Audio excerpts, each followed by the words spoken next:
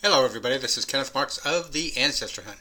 Today we are going to be looking at a rather large collection of online newspapers from the National Library of Austria.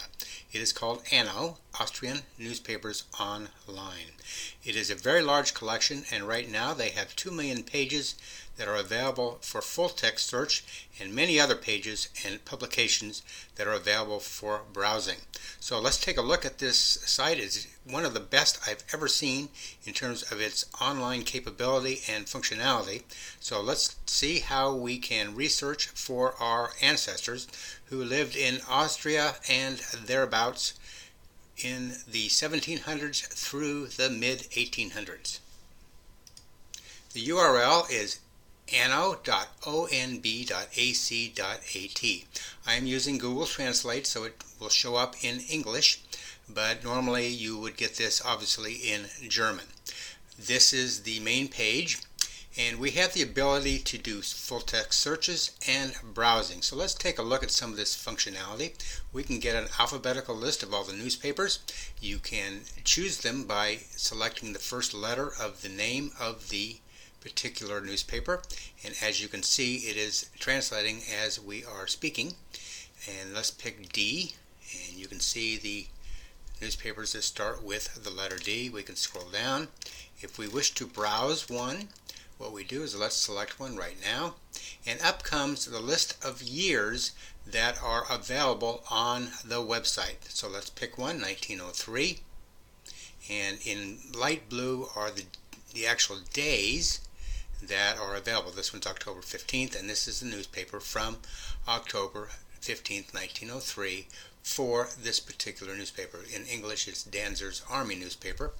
And if we pick a page, let's just pick, I think that's the third or fourth page, and up it comes. And I'll show you how we move through the pages as it is displaying the image. Over here on the right upper, you have the ability to zoom by moving this little bar here. It is page 4. You can save it as a PDF, and we'll talk a lot about that more later. You can look at the material for a source citation, for example, Danzer's Army newspaper. If you hover over it, you actually get the German equivalent, which is the original name, of course, and this is the name that you would want to use in a source citation, is the original name, of course. And here's the date, October 15th, 1903, page 4. And we can just scroll down, and that's it. We can zoom a bit. We can save as a PDF, but we're going to do that later. You just click on PDF here. You can get information about the newspaper by clicking on the I, and up comes some information about this particular publication. It was a weekly publication. It was published in Vienna, and there's the name of the publishing house, the predecessor, etc. So you can get lots of information by just clicking on the letter I. So let's go back, and there's all the pages again for October 15th, 1903, and those are the years, and this one's 1903, and you can select the dates from that year and select one of the years here. Again, this is for browsing, and this is the list of all the publications. As I said, it's a mix of those that are available by full text search and those that are available for browsing only at this time. You can also select a year, and you can see there's a wide variety from 1568 to 2014. The ones that are available are in blue. So if you know of a specific event that happened, for example, in 1887, on January 23rd, you can click on that, and what it shows you is all of the newspapers that were published on January 23rd, 1887 in this collection, and you can go through and scroll through these, browse through them, and try to find information that is pertinent to your research for that particular date. So that's quite a nice feature as well. And one new feature they have is thematic or topic searching. For example, if you're interested in newspapers that are about the topic of architecture, you can click on that, and as you can see, there are 7 of them here that you can choose from that are all related to that particular topic. So this is how you search over here on the right, but before we do that, I want to make you aware of something on the left, and that is information about how you can indeed do searching. So this is, if you will, the help function for searching. You have the ability to select by year, as I showed you here. You have the ability to put in a search term, and we'll show you how to do that in a moment. There's an advanced search capability, which is over here on the right. We have the ability to do Boolean operations, wildcards, phrase searches, which are searches that are in quotes, and you can do proximity searches. For example, you can find a word and say, I want the second word to be found within 10 words of the original word, for example. Again, there's an advanced search.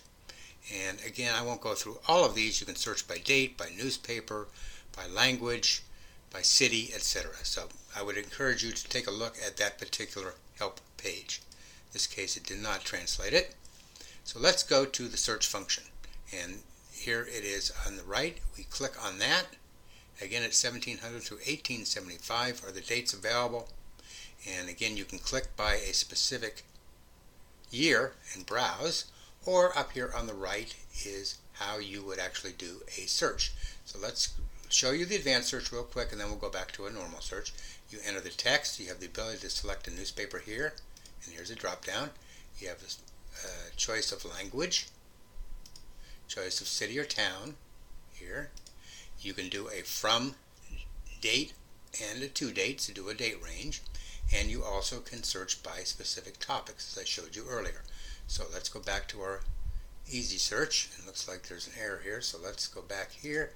And what we're going to do is I'm going to enter a search term for a surname from my particular family tree. And this family did indeed live in Austria. We'll do the search now. And as you can see over here, there are 16 total hits, and this is a display of the first 10. We can go to the second 6 by going to this page 2 here. An interesting thing on the left is you have the ability here to narrow the search by city, as you can see, Wien, which is Vienna, by newspaper title, or by date range. So for example, if I had 1600 hits, I might want to further reduce the amount of hits by narrowing the search by using these functions over here. You'll also see over here it has the image, the title of the publication, and the date, and it highlights the actual search term here in the summary. One neat little feature is if you click on this link here, it will show you a snippet of the newspaper and the search term and where it resides in the newspaper. So you don't have to go through all of these one at a time if it is something that is not pertinent to what you are looking for. So let's take a look at the first one. And up comes a newspaper from August 6, 1875 that has the search term Markheim in it. And you can see there are 6 total pages. And what it does is highlights the page that contains that search term in red, which is really nice. So we click on that, it'll bring up the image.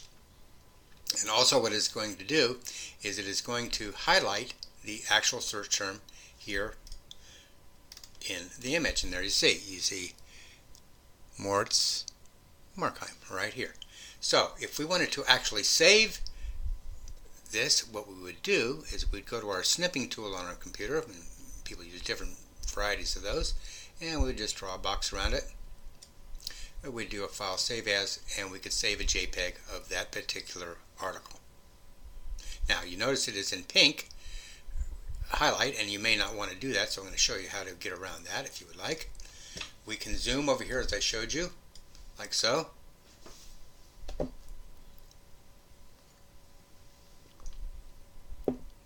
And it'll make the page larger. And it's still displaying here, so we'll wait. There we go. And again, we can show the information about the newspaper here, as I showed you before. And like so. Again, zoom. We can save it as a PDF, and that's what I would encourage you to do if indeed you want to save an article without the highlights. So let's click on PDF. And it's going to take a little while, but it will bring up the PDF of that particular page. And then what we can do is once we get there is we can draw a box around the part of the page that we want to save as a JPEG.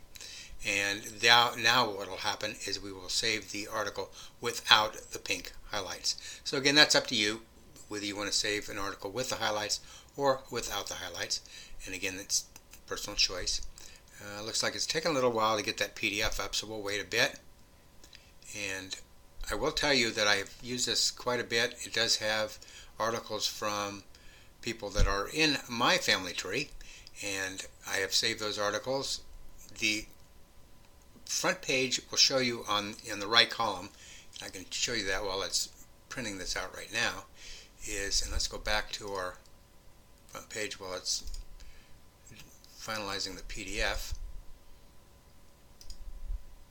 And there we go. See on the right here, it shows you all of the updates to the collection. And as you can see, April 16th, April 7th, April 3rd, April 3rd, March 31st. They are adding newspapers and titles and more pages. It looks like at least once a week. So that is definitely something that you want to keep track of as you are searching for those of your ancestors who lived in Austria. And remember now that Austria, the size of the country now, is certainly different than what it was in the 1700s and 1800s. In some cases it was a lot larger, encompassed part of Germany today and part of Hungary. So if your ancestors were indeed born or lived in Austria at the time, it may not be in the geographical location of Austria today, but certainly might be covered by these newspapers. So let's go back to our PDFs and see how we're doing. We're almost done here. And as soon as we do, I will show you how we would actually save an article from a PDF without the highlights, and then we should be pretty close to being done. This is, as I said, I'm really pleased with this particular publication from the National Library of Austria. The software is really nice. They also are a part of the Europeana newspapers project, and I think that's in its second year, finishing its second year.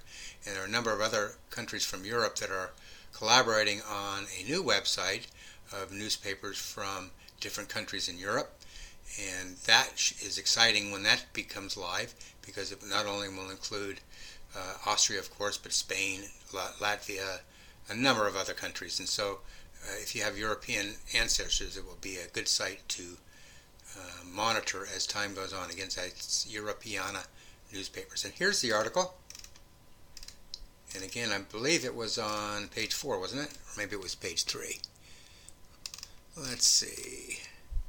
Well, it doesn't matter. Let's say we wanted to save this part of the page. We would just go to our snipping tool, and as you can see, the highlights are no longer there.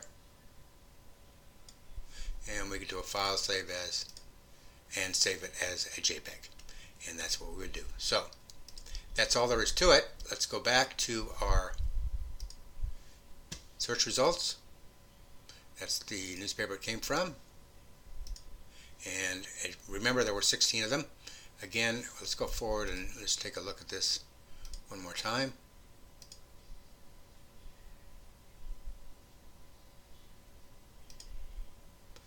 And there again are our search results. Again, there are 16. You can narrow them here. You can take a look at a little snippet. You can bring up the image. Here's the information over here that, again, to do an advanced search, you can do that. So I would highly encourage you to take a look at the Austrian newspaper's online site from the Austrian National Library. It is fantastic, in my opinion. Very nice. And so I will end with that. Encourage you, if you have Austrian ancestors, to take a look at this site. Go back to it frequently. As I said, they're adding pages and publications weekly. Who knows how many pages there will be in the future, but it certainly will be more than 2 million, although that's a heck of a good start. So this is Kenneth Marks from the Ancestor Hunt.